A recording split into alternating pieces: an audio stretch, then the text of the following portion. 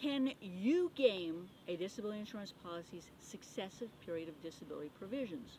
Your disability policy has lots of funny language that can limit how long you get paid and how long you get paid for successive periods of disability.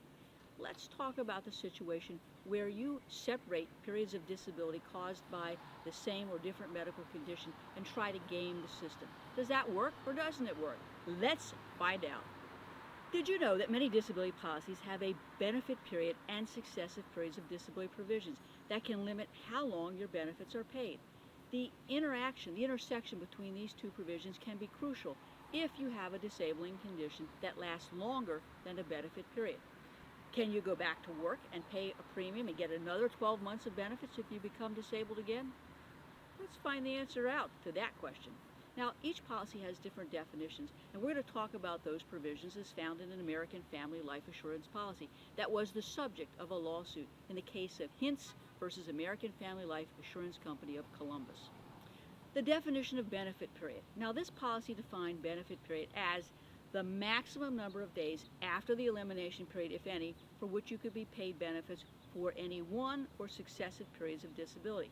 Each new benefit period was subject to a new elimination period. So where do you find the benefit period language in the policy? Look at the policy schedule or deck sheet, and it will tell you how long benefits will be paid. In Hintz's policy, it was only 12 months, and that's crucial. The next definition is the successive periods of disability. Now, this policy defines successive periods of disability as separate periods of disability if caused by the same or related condition and not separated by 180 days or more, and are considered a continuation of the prior disability. Separate periods of disability resulting from unrelated causes are considered a continuation of the prior disability unless they're separated and you are returning to work at a full-time job for at least 14 days, during which you are performing the material and substantial duties of your job and are no longer qualified to receive disability benefits. That's a mouthful. The policy also said that benefits would be paid for only one disability at a time, even if the disability was caused by more than one sickness, more than one injury, or a sickness and injury. Again, it's all a mess. So how do these definitions apply? Fact specific. In 2017, he was advised that he'd never be able to work again due to Parkinson's disease with Lewy body dementia. AFLAC approved the claim and they paid benefits under the policy for 12 months for total disability. He alleged that an AFLAC representative told him that he could qualify for yet another years of benefits if he waited 180 days and was totally disabled at the end of the 180 days, so long as he continued to pay his premium. So he submitted a claim for his benefits after 1 year based on his total disability caused by Parkinson's, and the claim was denied. It was denied on the basis that he had already received his 12 months of benefits.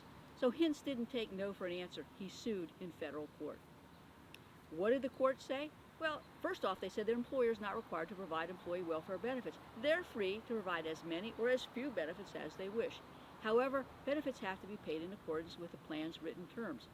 If there's a conflict in the policy, the court has to apply the doctrine of contra pro forentum and interpret the terms of the policy in an ordinary and popular sense, as would a person of average intelligence and experience.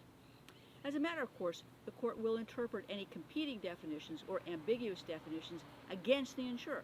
They have the ability to write the policy, and they have to be clear about what they intended in the policy language when they wrote the policy. Now, it was clear that Hintz had one continuous and permanent disability when he stopped working. The express language of the policy, interpreted in its ordinary and popular sense and in the context of the policy, establishes that Hintz was entitled to only one 12-month period of time for one continuous period of total disability. So the court rejected his arguments. His arguments were that under the successive period of disability clause, he was entitled to a new benefit period solely by the passage of 180 days, without consideration of his disability status.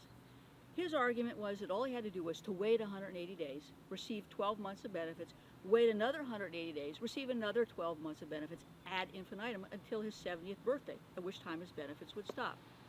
Well, clearly such an interpretation strains the policy language and it ignores the purpose of the policy itself. What did the court do?